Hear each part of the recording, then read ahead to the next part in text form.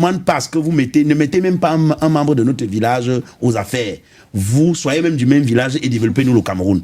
Vraiment, ça ne nous intéresse pas. Parce qu'on a l'impression que dès que ton frère du village est aux affaires, ça va. On est arrivé à convaincre les gens que si vous votez contre celui qui ne vous donne pas l'eau, la lumière, comme il est votre frère du village, vous n'aurez plus un président qui est de votre village. Mais c'est quoi ce truc?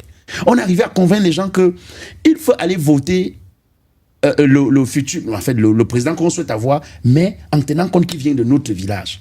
Non. Non, c'est-à-dire que je ne veux pas savoir. Moi, le Cameroun, c'est le développement. Quand je sors du Cameroun, je pars dans un pays comme... Je vous dis, je voyage une fois, j'arrive à l'aéroport de Addis Abeba en Éthiopie. J'ai fait une photo, j'envoie un collègue qui travaille à Canal 2, avec qui on travaille. Il me dit, waouh, gars, tu vois comment tu es devenu beau, dès que tu t'es changé déjà. Gars, regarde comment l'aéroport t'a changé. Je lui dis, non, je suis encore en Éthiopie, je suis en escale en Éthiopie. Tu vois? Parce que chez nous, pour connaître la vision d'un pays, pour connaître l'ambition des gouvernants d'un pays, il faut voir l'aéroport.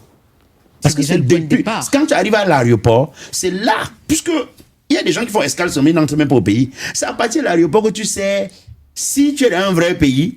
Mais je t'avoue que j'ai fait souvent une blague où j'ai dit que les Rwandais étaient venus jouer, c'était quel match. Après, j'ai entendu parler en anglais. Ils appellent dans le pays, ils disent que mais, le Cameroun est avancé. On dit comment? Il dit mais l'avion garde dans une gare routière, vous imaginez que l'avion arrive à atterrir dans une gare routière, que ça, c'est extraordinaire. Le Cameroun a avancé.